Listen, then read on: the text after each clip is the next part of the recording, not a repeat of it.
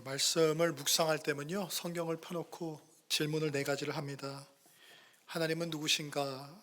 그리고 하나님이 말씀하는 나는 누구인가? 거기서 나오는 적용점들이 있죠. 하나님께서 우리에게 약속하신 바, 우리에게 원하는 것은 무엇이며 우리를 위하여서 원하는 것은 무엇인가 하는, 하나님께서 우리로부터 받기를 원하시는 그러한 순종, 계명들이 있습니다. 이렇게 질문하는데요, 사실은 이것이 무질서한 질문이 아니고 이 순서대로 우선순위, 중요한 점이 있습니다.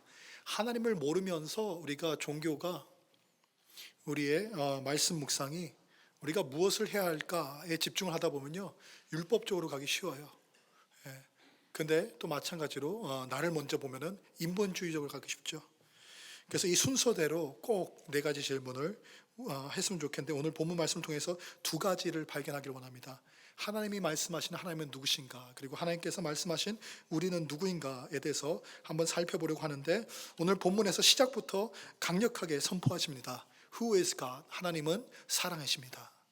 하나님은 love, 사랑 되심을 말씀하는데요, 그것은 무슨 말씀입니까? 하나님은 사랑이시기 때문에 우리가 흔히 쓰는 표현으로 하나님한테 사랑을 쏙 빼버리면 시체입니다. 하나님의 하나님 되심은 필연적으로 사랑 가운데 있고, 만약에 사랑이 없다면 그것은 하나님이 아닌 것입니다. 그래서 오늘 8절 말씀에서 이렇게 사도 요한은 말씀하시죠. 사랑하지 아니하는 자는 하나님을 알지 못하나니 이는 하나님은 사랑이심이라. 사도 요한이 하시는 말씀은 하나님의 사랑을 모르면 하나님도 모르는 것입니다. 하나님의 성품, 우리가 애트리뷰트가 여러 가지가 있죠. 하나님께서는요, Almighty, Omnipotent, 모든 것이 강한 그 능력이 있으시고요. 그리고 하나님께서는 공의로우신 하나님이고요. 하나님은 자비로우신 하나님이고, 우리가 하나님을 아는 여러 가지가 있지만 그 모든 것 가운데서 무엇입니까? 하나님을 우리가 사랑을 빼먹고 안다, 믿는다 한다면 하나님을 모르는 것입니다. 그래서 오늘 우리가 익히 잘 알고 있는 말씀이지만 하나님의 사랑이라는 진리에 대해서 다시 한번 말씀 속으로 들어가는 시간을 갖기를 원합니다. 우리가 질문합니다. 하나님은 누구신가? Who is God? 그 질문을 하는 이유는요, 우리가 사람과 사람은 서로에 대해서 짐작을 할 수 있고 이야기를 들을 수 있고, 또한 어떻습니까? 서로에 대해서 이렇게 관계를 통해서 알아갈 수 있는데요, 하나님은 우리와는 다른 존재입니다.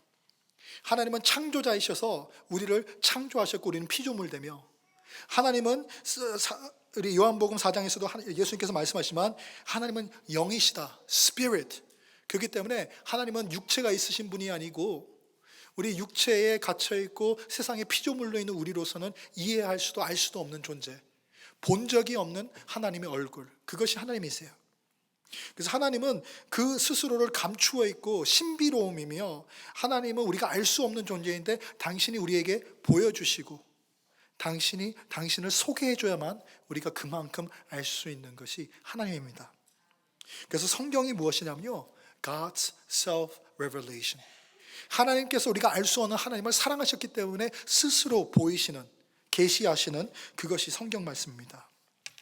그래서 오늘 본문 8절에서 읽었다시피 하나님께서는 당신을 계시하시는데 떳떳하게, 또한 확고하게 하나님은 사랑이라고 우리에게 선포하십니다. 그런데 말씀드린 것처럼 계시, 보여주는 거잖아요. 그냥 사랑이다 하는 게 아니고 사랑임을 알 수 있게끔 보여주는 거예요.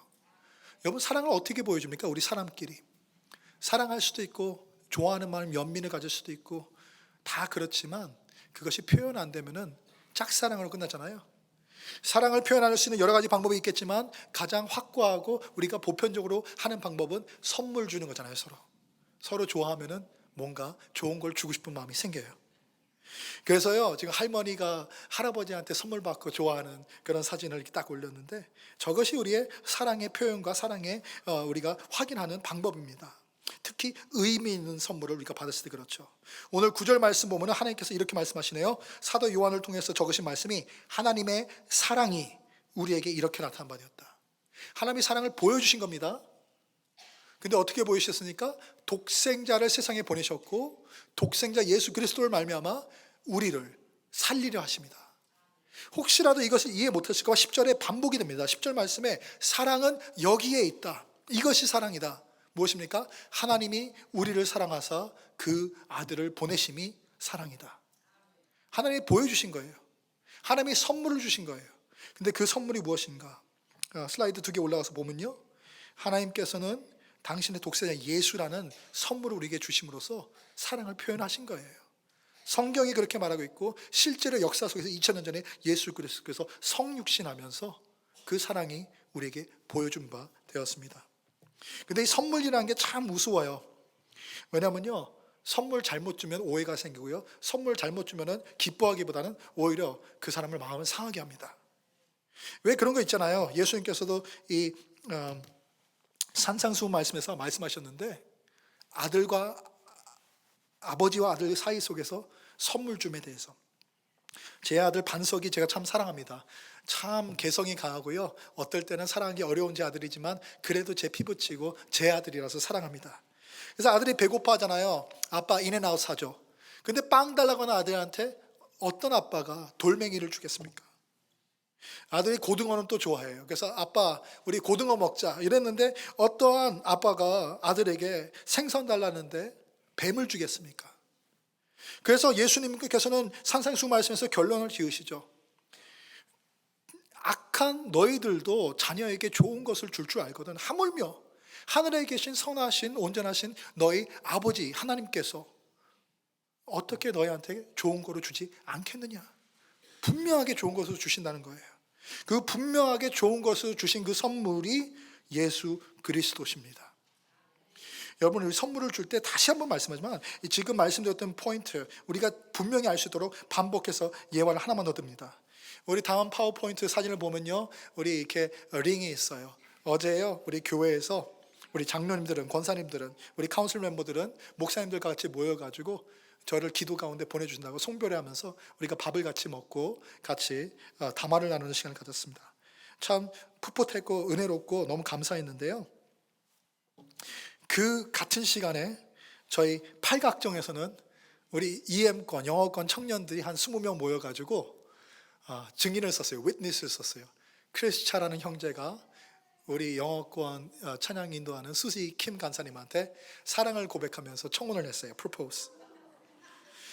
근데 여러분, 그 형제가 앞으로는 그래도 돈도 잘 벌고 그 능력이 있을 거예요. 왜냐하면 지금 optometry school, 이 안과 학교를 다녔거든요. 근데 나중에는 돈 어떻게 벌지 안 벌지 모르지만 지금은 학생이에요. 빚밖에 없어요.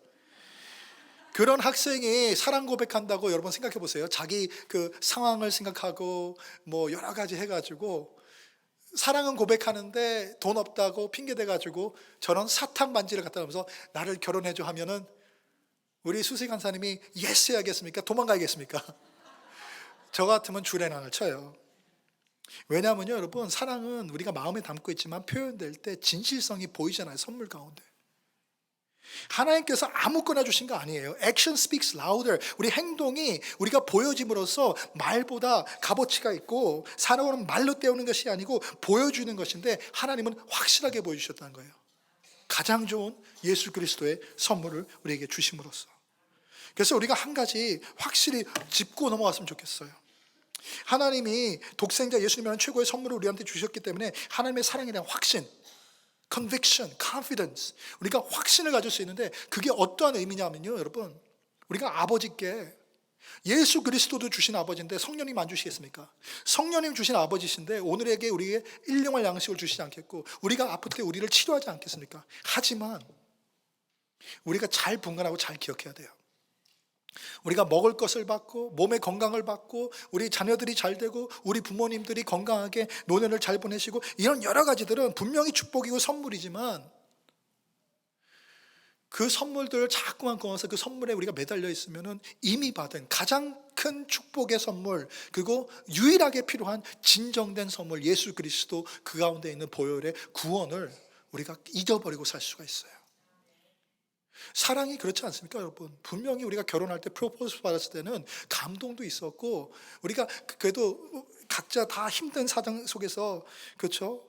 우리 남자들이 최대한 노력해가지고 그래도 돌멩이 하나 박혀 있는 그렇죠? 링을 이렇게 딱 주면서 프로포즈하면서 사랑을 고백하면은 사랑하는 거 맞나 보다 이렇게 확신이 생겼었는데 살다 보면은 서로 의견이 달라서 서로 싸우다가 지쳐가지고 그냥 삶에 사랑하고 있는 것을 잊어버릴 때가 있어요. 신앙도 마찬가지란 거예요. 예수 그리스도의 구원자의 소식을 우리가 처음 접해가지고 마음 가운데서 성령께서 역사하시는 감동이 있었을 때는 그것이 너무 은혜롭고 눈물이 났고 그것을 감사함으로 받으면서 아멘 했고 그 사랑이 얼마나 놀라운지 이 사랑이면 좋게 했던 우리의 믿음인데, 세월이 지나면서 우리가 악한지라, 우리가 쉽게 잊는 존재인지라 하나님의 그 놀라우신 사랑을 기억하고 간직하고 사는 존재가 아니라 잊고 산다는 거예요. 잊고. 기억해야 돼요. 간직해야 돼요. 그것을. 이 하나님의 놀라운 사랑은요, 지금까지 선물에 대해서 말씀했는데 선물을 주셨다는 것, 예수 그리스도를 주셨다는 게 분명히 놀라운 것입니다. 근데 한 가지 더 놀라운 게 있어요. 다른 측면에서 보면은 하나님의 사랑이 놀라운 것은 하나님이 누구를 사랑했느냐 하는 그거예요. 누구를 사랑했습니까, 여러분? 저를 사랑하셨고 여러분을 사랑하신 거 아닙니까? 그런데 한번 돌아보세요, 여러분. 여러분이 여러분 자신을 생각해 봤을 때 여러분은 어떠한 존재입니까? 제가 저를 봤을 때는요, 그다지 얼짱도 아니에요. 뭐 못생긴 건 아니지만 잘생긴 것도 아니고, 그렇다고요 제가 몸짱이나 되나요? 아내가 늘 지적해요. 뱃살 나온다고. 보기에도 안 좋고 건강에도 안 좋고. 그러니까 건강도 좋은 것도 아니에요. 내세울 게 별로 없어요. 그렇다고 성격이 좋으냐요? 여러분은 저를 그냥 목사로 알면서 그냥 자녀들하고 이렇게 공차고 놀고 있으니까 그냥 괜찮은 사람이보다 그냥 인상만 보니까, 저하고 피부칠을 맞대면서 생활을 같이 해야 되는 제 아내, 또한 사역 같이 하면서 저의 모든 모습을 다 본 우리 담임 목사님, 저 성격 알고 있습니다. 좋지 않아요. 내세울 게 없다는 거예요, 여러분. 여러분이 여러분 스스로를 잘 아는데 남은 모르더라도 여러분은 알고 있어요. 여러분 자신을.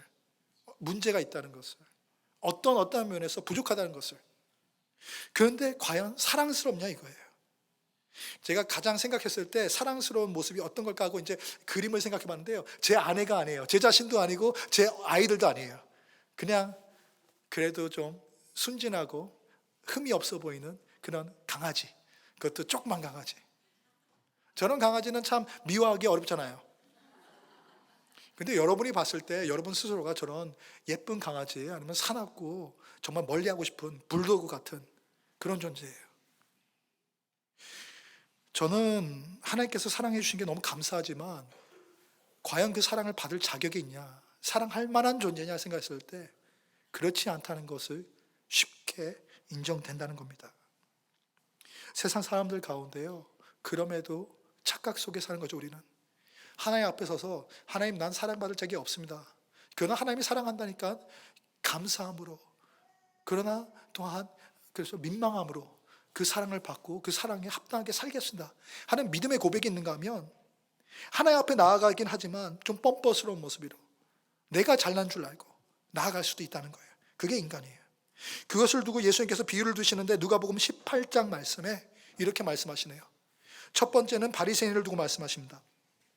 비유를 드신 이야기인데요, 바리새인은 서서 따로 기도하여 이르되, 하나님이여, 나는 다른 사람들, 곧 토색하는 사람, 불의하는 사람, 간음하는 사람, 이 자들과 같지 아니하고 여기 있는 이 세리와도 같지 아니함을 감사합니다. 여러분, 예배가 무엇이고 하나님께 나가는 기도가 무엇입니까? 우리가 이 세리가, 이 바리새인이 했던 기도를 보면요, 나는 하나님께 감사합니다는 내가, 주어가 하나님께 드리는 감사, 이것은 예배처럼 들려요. 기도처럼 들려요. 근데 그 속에 들어가는 감사의 조건을 보니까 사람과 사람을 비교하는 거지 하나님께 눈이 가 있지 않아요.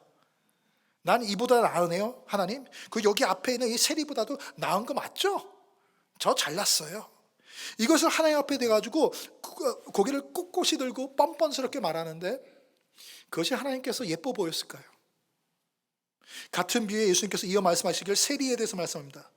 13절 말씀에 세리는 멀리 서서 감히 눈을 들어 하늘을 쳐다보지도 못하고 다만 가슴을 치면서 이르되, 하나님이여, 나를 불쌍히 여겨 주옵소서. 나는 죄인이로소이다 하였느니라. 한 사람은 하나님 앞에 나아가긴 나아가겠는데 하나님은 영광 받으셔야 되니까, 하나님께는 기도 드려야 되니까, 근데 기도 드리기가 민망스러운 거예요. 나 같은 게 어떻게 하나님께 기도드리지? 나 같은 게 어떻게 하나님께 예배드리지? 하지만 하나님은 예배 받으셔야 되기 때문에, 우리 아내가 솔라, 파이브 솔라 말씀하지만 우리의 확고한 성경적인 개혁주의 신앙, 우리가 개신교 믿음은 하나님께만 영광을 돌리자예요. 하나님께 영광 돌릴 수 있는 존재에서 돌리는 게 아니라 하나님이 영광 받으셔야 되니까 돌리는 거예요. 그래서 그렇게 고백하는데 예수님이 결론 지으시는 거죠. 이 바리새인과 세리 두 사람을 놓고 봤을 때 너희가 봤을 때는 하나님께서 누구를 기뻐하시겠니?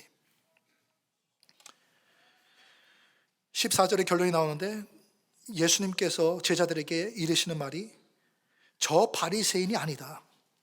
이 사람 세리가 의롭다 하심을 입고 그 집으로 돌아갔다. 그렇게 말씀하십니다. 그러면서 부연 설명드리는 것이 자기를 높이는 자는 낮아지고 자기를 낮추는 자는 높아질 거라고 말씀하세요. 예수님이 그것의 본이었거든요. 빌립보서 2장 말씀을 보면요, 예수님의 휴밀리에이션에서 낮아짐이 나와요.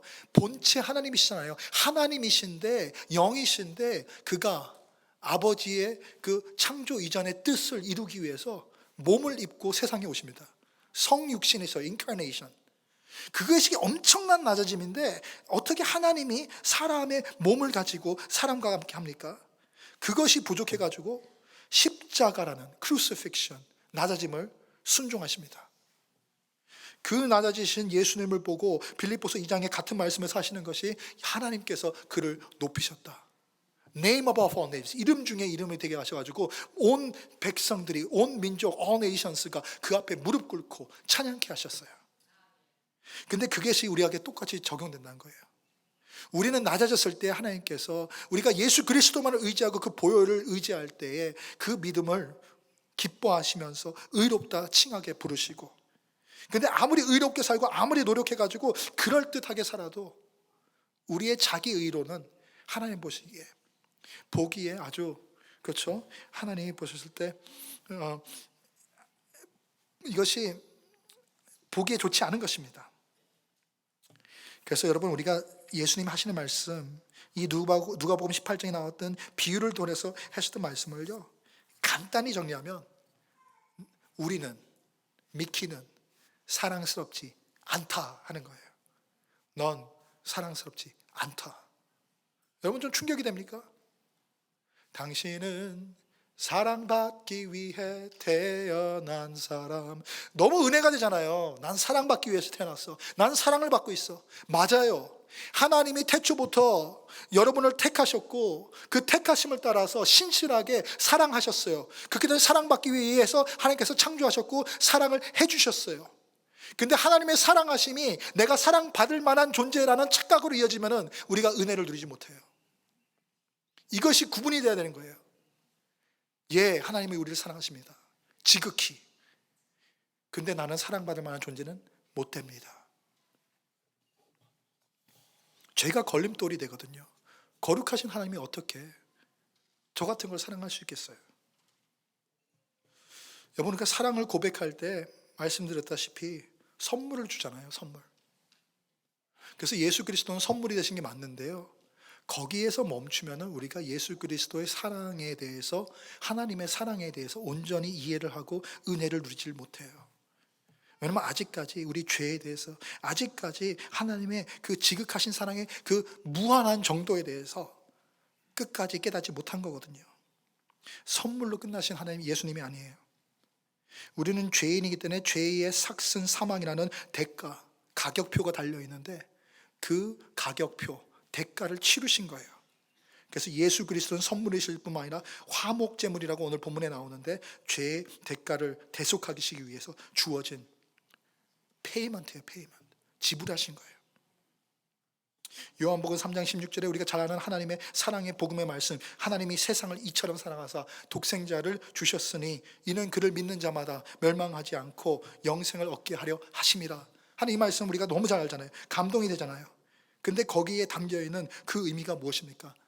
하나님이 예수님을 주셨는데, 독생자를 주셨는데 어디에 줬다는 거예요? 십자가에 내어줬다는 거잖아요. 보혈을 흘리셨다는 거잖아요. 본인은 죄가 없는데 죄 없는 흠 없는 그 하나님의 화목제물 양이 말도 안 되는 죽임을 당하셨다는 거잖아요. 누가복음 7장 47절 말씀 보면은 예수님께서 그를 찾아오셔가지고 향유국을 깨뜨리고 그 머리로 발을 씻겨줬던 그 여인에 대해서 이렇게 말씀하셨습니다. 이러므로 내가 네게 말한다. 이 여자의 많은 죄가 사하여 줬도다. 이는 그의 사랑함이 많음이라. 사랑을 받은 일이 적은 자는 적게 사랑한다. 이렇게 말씀하셨는데요. 이치가 딱 맞죠. 조금 사랑받으면은, 조금 용서해주면 조금 사랑해요. 많이 용서해주면 많이 사랑해요. 선물 작은 거 주면은 조금 사랑하고 고맙고, 선물 큰 거 주면 많이 고마워해요. 작년에 우리가 안식월을 맞이해가지고요, 저와 저희 아내와 제 네 자녀들이 함께 한국에 갔다 왔어요. 한국에 가니까 오랜만에 본다고 친척들이요, 만나는 곳마다 제 자녀들한테 용돈을 줍니다. 큰애가 보현, 둘째가 보리인데, 보현이한테 5만 원 주면 보리는 꼭 2만 원 줘요. 그러니까 보리가 이게 한 번, 두 번이 아니고 계속 그렇게 받으니까 이제 묻는 거예요. 이게 도대체 무슨 일이냐고. 왜 언니는 5만 원, 왜 똑같이 안 받냐고, 왜 안 주냐고. 그래서 그게 그런 거다. 그게 장남이고 장녀가 우대되는 게 세상이다. 공평하지 않아요, 아빠. 근데 여러분, 우리 아이 보리 마음 가운데 선물 사실은 자기가 자라서 받은 게 아니거든요. 그냥 어떻게 태어나다 보니까 이게 친인척 관계가 돼가지고 한국이라는 곳에 가가지고 오랜만에 보니까 어른들이 에이 장하다고 귀엽다고 그냥 이렇게 격려하는 건데, 없었던 거 생긴 거잖아요. 받을 자격이 없는데 받은 거잖아요. 그럼 고마워하면 되는데, 사실 우리는 그래요. 남과 비교하고 나는 적게 받았다고 생각하면서 감사하지 않아요. 근데 여러분, 사람은 하나님께 얼만큼 많이 사랑받았습니까? 얼만큼 많이 죄사함 받았냐고요. 왜냐하면 그게 우리의 사랑의 정도잖아요. 우리가 죄사함을 많이 받았다고 우리가 기억하고 인정하고 그렇게 고백하면은 우리가 많이 사랑할 것이고, 죄를 사함 받았는데 우리가 얼마나 많이 사랑받는지 모르면은 죄 사함 받았는데도 불구하고 감사가 부족한 인생을 살아요. 사랑하지 않는. 대가에 대해서, 값어치에 대해서 좀 생각해 봤으면 좋겠어요. 다음 장 파워포인트를 보시면은 제가 사진 하나 갖고 왔는데, 자동차 사진이잖아요. 그리고 가격표가 붙어 있어요. 9,499불. 새 차는 아닌 것 같습니다. 중고차입니다. 어떤 차인지는 모르겠습니다. 근데 저 차를 9,499불에 딜러십에서 팔아요. 여러분은 저기 가가지고 자동차를 산다면 어떻겠습니까? 9,499불 내고 싶으세요? 12,000불 내고 싶으세요? 8,000불 내고 싶으세요? 우린 다 8,000불 내고 싶어요. 싸게 사야지 기분 좋고, 싸게 사야지 잘 샀다, 이런 거예요. 그렇죠? 괜히 좀 이렇게 우둔해가지고 자동차 사본 경험도 없고 그냥 이렇게 미국에 처음 와가지고 딜러십 갔는데, 가격표는 94,000불 넣고 텍스 붙어야 된다. 너 이거 시승해보고 싶으면은 시승한 거에 대한 피도 내야 된다. 뭐 이렇게 말도 안 되는 걸 막 갖다 붙여가지고 12,000불에 사잖아요. 나중에 그 얘기 들으면은 너 사기 맞았어. 우리가 그래요. overpay. 정당한 가격보다 더 낼 수 있고, underpay. 그만큼 내야 되는데 더 싸게, 그죠? 덜 줄 수도 있고, fair price. 달라는 만큼 줄 수가 있어요. 그것이 우리가 사고 파는 관계의 그 어떤 트랜잭션인데요. 여러분, 죄는 죄의 삭신 사망의 대가를 치르는 겁니다. 그게 대속이에요. 이 대속하시는 예수님의 그 대속하심 속에서 우리가 죄인이기 때문에 여기에 분명히 프라이스 택이 붙어 있을 거예요. 미키는 얼마짜리 죄인. 예수님이 도대체 얼마를 내셨냐 이거예요. 얼마를. 저는 생각했을 때 저가 죄인이 되면 분명히 고백이 쉽게 되지만, 왜냐하면 제가 완벽하지 않잖아요. 근데 제가 저를 생각했을 때 요만큼 되는 죄인인데 예수님과 하나님 아버지와 성령님께서 너무 사랑이 넘쳐나셔가지고 이만큼 값을 치렀다고 생각했었어요. 무슨 말이냐면요, 제가 저희 아들을 데리고 그 캔디샵에 갑니다. 제가 말씀드린 것처럼 저희가 네 자녀 중에 셋째 우리 자녀 반석이가 유난해요. 좀 개성이 강하고, 그래서 사랑을 더욱 주지만 사랑하기는 힘든 아이예요. 그 우리 반석이가 가게에 갔는데 여러분, 25센트짜리 캔디를 붙잡았다 생각해봐요. 캔디를 붙잡았어요. 그래서 이걸 꼭 가져야 된대 오늘. 근데 그 가격 윈도우에 딱 붙어 있습니다. Cash only. 근데 그것까지는 괜찮아요. 밑에 또 하나 붙어 있습니다. No change. 지갑을 보니까 100불짜리밖에 없어요. 여러분, 저 부자 아빠 아니잖아요. 어느 아빠가 100불 내고 25센트짜리 캔디를 사주겠습니까? 근데 그냥 그렇다고 쳐보자고요.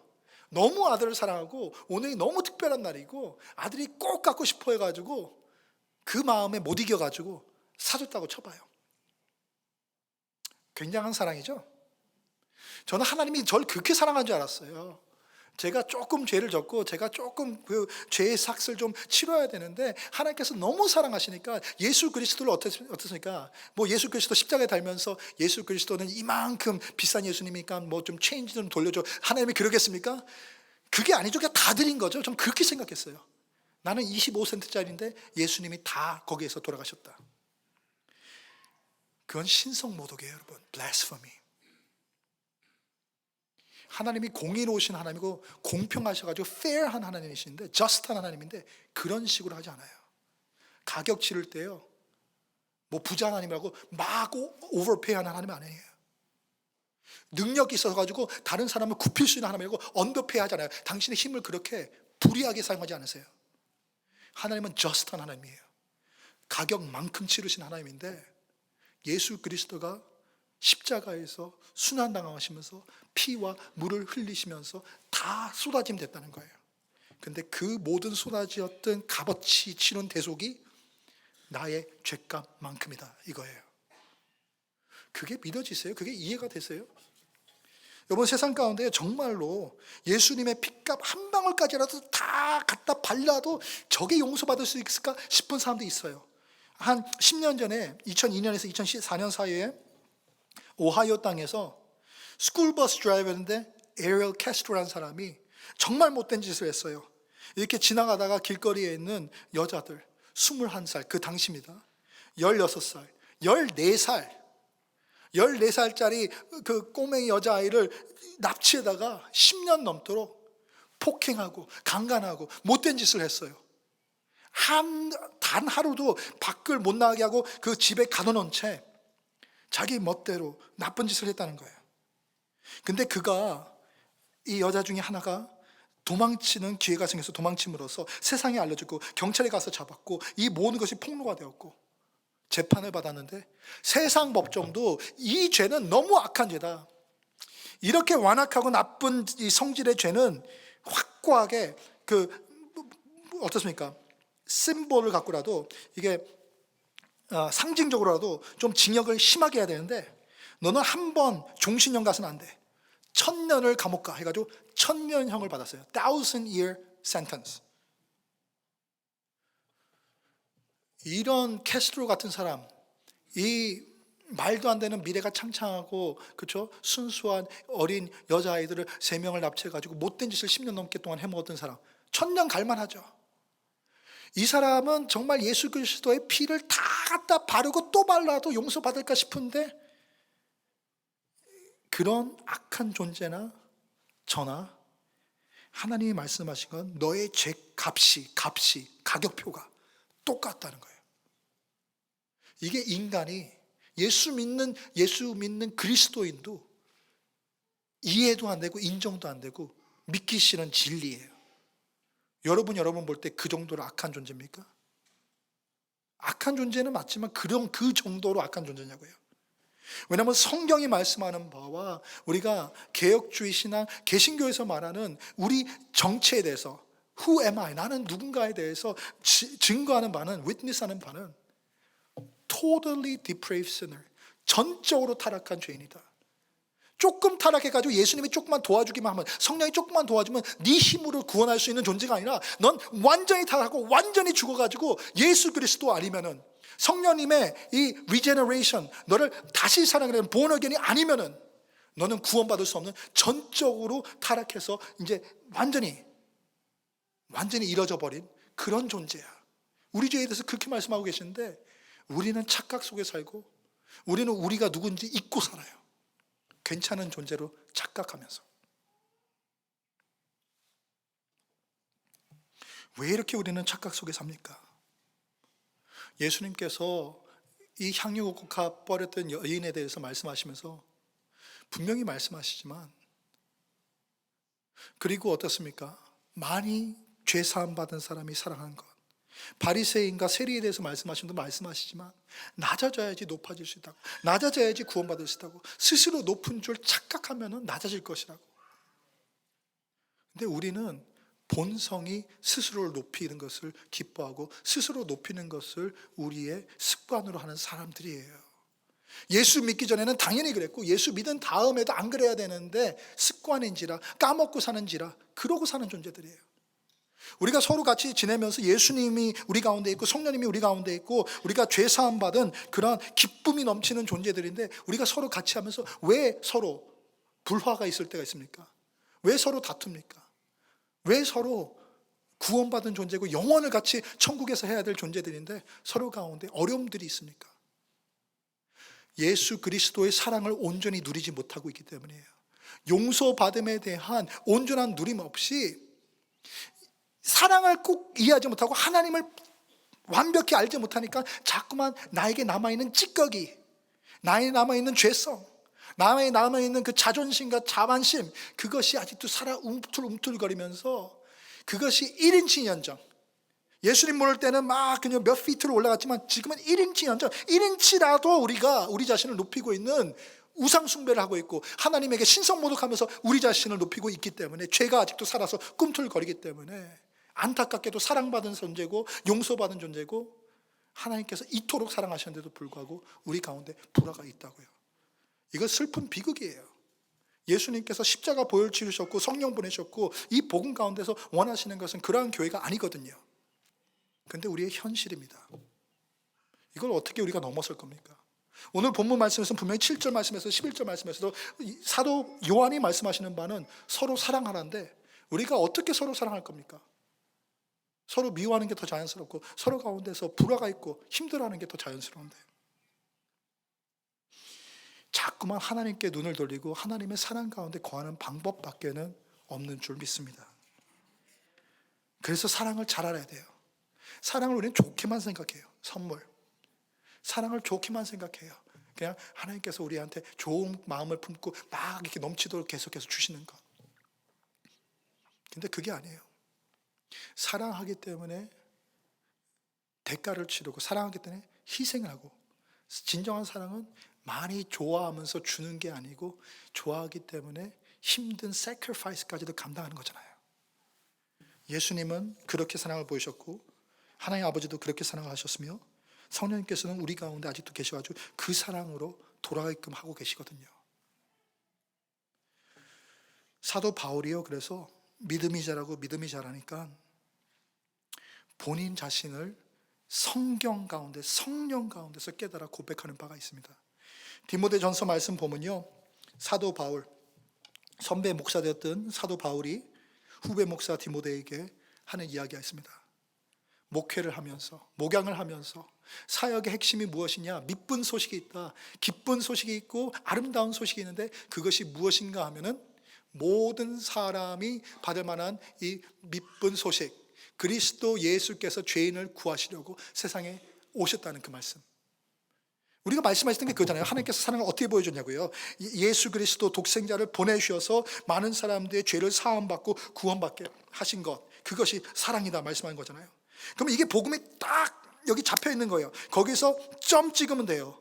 근데 점 찍지 않고 거기서 점점점 그 죄인 중에 내가 괴수다 하는 자신의 신앙 고백과 간증까지 좀 곁들여요. 이게 무슨 말이란 거예요? 왜냐하면 이런 말씀을 읽을 때요 정말 화나는 거예요. 로마서 7장 말씀에서도요, 내가 하고 싶은 것은 하지 않고 하기 싫은 건 한다, 뭐 이런 얘기 쓰는데 그런 얘기 나올 때마다 우리가 역사적으로 사도 바울에 대해서 알고 있기 때문에 조금 짜증이 나요. 죄송하지만 사도 바울이 누굽니까? 물론 그가 예수 그리스도를 모를 때 사울이라는 이름을 가지고 교회를 박해한 거 있습니다. 하지만 그 이후로 예수 그리스도를 만난 다음에는 성령께서 들어와서 그를 개종하셔서 완전히 변화시키신 다음에는 사실은 인간끼리 서로 비교해 봤을 때 그가 부끄러운 인생을 산 존재가 아니라는 거예요. 그가 복음을 위해서 목숨을 바쳤고 목숨을 바쳤을 때 가진 핍박을 당했고 돌파매진을 당했고 죽을 고비를 여러 번 넘겼을 뿐만 아니라 감옥에 가서 감옥살이까지 여러 번 했잖아요. 그래놓고 하는 소리가 감옥 가서 그가 살면서 복음을 위해서 그렇게 희생하고 있는데 내가 죄인 중에 괴수입니다. I'm a monster. 여러분 짜증나지 않으세요? 좀 사도 바울 좀 오버하지 마세요. 그렇죠? 근데 성령 가운데 들어가고 이게 영 안에 눌러가지고 하나님의 거룩하신 가운데서 내가 보이는 사람은 이게 정상적인 고백이라는 거예요. 사랑을 맛봤으니까. 내가 얼마나 사랑받지 못해도 사랑받으면 안 될 존재인지 아니까. 남과 비교해가지고 내가 몬스터가 된 게 아니에요. 하나님의 사랑의 진리와 하나님의 거룩하심에 비춰봤을 때 나의 몬스터됨을 확실히 고백하는 신앙의 성숙함에 이른 거예요. 하나님 사랑 가운데 있는 삶이고 사람의 사랑을 누린 삶이고, 이 고백 가운데는 야, 자기를 왜 이렇게 미워하나 싶지만 정말 사랑을 그만큼 더 많이 누리게 되는 거예요. 내가 낮아지면 낮아질수록 하나님의 높아짐과 이게 어떻습니까? 이게 비례해가지고 우리의 누리는 하나님의 사랑의 양이 커지는 거예요, 여러분. 그래서 그걸 깨달아야 돼요. 하나님이 어떻게 날 사랑하셨느냐, 예수를 주셔서 사랑하셨다, 온전히 다 퍼부어서 사랑하셨다, 하나님의 하심도 알아야 되지만 내가 누가 되었는가, 나는 사랑받을 존재가 아니다, 나는 죄인인데 죄인 중에서도 괴수다, 에리얼 캐스트로 여자애들 3명 이렇게 들여다가 강간하면서 10년 동안 못된 짓 한 그 몬스터가 아니라 그 몬스터만큼 나도 몬스터다 하는 고백이 우리 입술에서 나와야 되는 거예요. 그래야 하나님의 사랑을 온전히 우리가 누립니다. 하나님이 사랑을 안 주셔서 못 누리는 게 아니에요. 내가 하나님 주시는 사랑을 받아서, 그것을 받아서 간직하며 누리지 못하는 거예요. 어느 선에서 하나님의 진리를 우리가 막아버리니까. 내가 그렇게 나쁜 사람인 걸 듣는 게 너무 기분이 나쁜 거예요. 진리는요, 찌르는 거예요. 컨빅트하는 거예요. 불편해야 돼요. 성경이 있고 하나님의 진리가 선포되는데 죄인인 존재의 거룩하신 하나님의 말씀 가운데서 너무 아멘 아멘 아멘 하면서 달콤하면요, 뭔가가 잘못된 거예요. 뭔가 좀 덜 걷거나 머리가 모자른 거예요. 성령께서 역사하지 않거나. 마음과 영혼과 지식으로, 그러니까 우리가 이성으로 이게 다 들려오면요, 몸둘 바가 없이 이게 불편해야지 정상인 거예요. 그런데 사도 바울의 이런 불편함이 보이고요, 예수님의 비유 가운데 이 세리 가운데서 몸둘 바 모르면서 고개 들지 못하고 나오는 신앙 고백이 보이고요, 근데 예수님께서 하시는 말들은 이것들이 아름답다. 이들이 자기를 뭐 이렇게 낮아지는 그런 low selfish 때문에 문제가 아니에요. 하나님과의 관계, 하나님에 비춰보니까 나오는 고백이기 때문에 그렇게 하는 자들이 정말로 사랑 가운데 거하고 사랑을 많이 누린다. 예수님께서 진리를 말씀해 주시는 거죠. 우리가 그렇게 되길 원합니다. 우리가 진리를 진리로서 깊이 들어가고 넓이 들어가지고 사랑을 온전히 보므로써 그 사랑 가운데 거하는 우리가 되기를 주님으로 축원합니다. 2 슬라이드 남았는데 마지막에 2번째 슬라이드에서 정리해 봤어요. 영어로 그냥 표현했어요. 가장 잘 이렇게 핵심을 짚을 수 있을 것 같아서. 예수 그리스도가 우리의 사랑의 증거인데, 하나님께서 우리를 사랑한다는 표현 무엇입니까? 예수 그리스도. 2가지입니다. 예수님은 놀라운 선물이에요.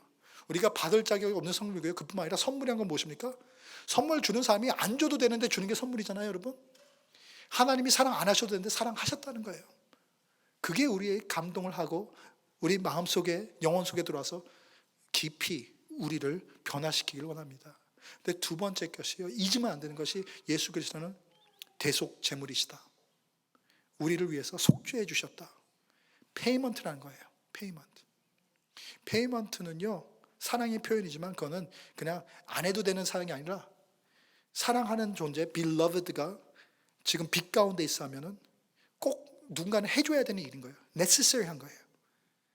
그러니까 예수 그리스도의 사랑은요, 너무나도 넘치는 generosity, 넘치는 그런 은혜와 동시에 하나님의 공의로운 꼭 이루어져야 될 이것을 2가지를 딱 함께 내포하는 십자가의 사랑이라는 거죠. 그 사랑 속에서 우리가 변화되고 그 사랑 속에서 우리가 기억하며 살길 원합니다. 그러면 이제 결론이고 적용점인데, 적용점 오늘 본문 말씀 보면 말씀드렸지만 7절 말씀, 11절 말씀, 그냥 우리가 서로 사랑하자 하고 끝내면 돼요.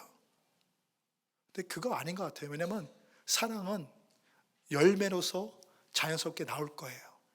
근데 사랑하기 위해서는 마음이 바뀌고 동기가 바뀌고 생각이 바뀌어야 돼요.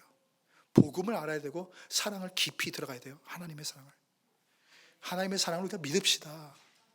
우리가 신앙은 믿는 거잖아요. 근데 믿는다는 게 하나님의 말씀을 인정하는 거예요. 이것이 진리가 맞습니다.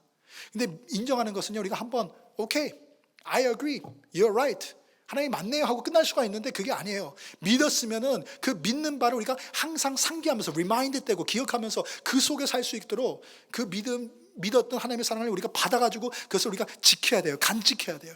그것이 하루하루의 믿는 자의 싸움인 거예요. 우리가 뭘 하는 게 아니고 하나님이 주신 것을 간직하면서 그것을 소중히 지켜내가는 거예요. 그 일상 가운데서, 매일 가운데서 그것이 우리 가운데 있으면 어떻습니까? 절로 내 자신이 보이고 너무 감사하면서도 너무 민망하고 죄송하고 회개가 나오면서 그것이 회개가요, 나를 그냥 불쌍히 생각하고 나는 정말 이럴 수밖에 없는 존재, 그런 나에 대한 어떤 그런 것이 아니라 하나님에 대한 감사의 표현, 사랑의 표현이기 때문에 회개함 속에서 하나님께서 역사하시고 성령의 역사가 있어가지고 우리를 계속해서 변화시키십니다. 성화의 과정, sanctification 속에서 우리가 나만 사랑받는 존재가 아니라 사랑이 이제는 넘쳐나니까 사랑이 흘러가는 존재로 바꾸실 줄 믿습니다. 근데 그것이 우리의 노력과 행동이 아니에요. 정말 믿음 가운데서 사랑을 우리가 받고 그것을 지킬 때 자연스러워 열매 맺는 그런 삶이 될 줄 믿습니다. 기도하시겠습니다. 함께 기도하실 때 오늘 받은 말씀을 생각하면서요, 복음의 말씀이고 하나님의 사랑의 말씀인데 이 사랑 가운데 우리가 거하고 있었는가, 이 사랑을 우리가 온전히 이해하고 있었는가, 이 사랑을 내가 누리면서 정말 이 사랑의 그 깊이와 넓이를 온전히 누리고 살고 싶습니다. 그럴 수 있도록 주님 온전히 깨닫고 온전히 기억하고 이 삶 가운데서 성령의 그러한 역사로 열매 맺게 해주세요 하고 각자 기도하겠습니다. 함께 기도합니다. 하나님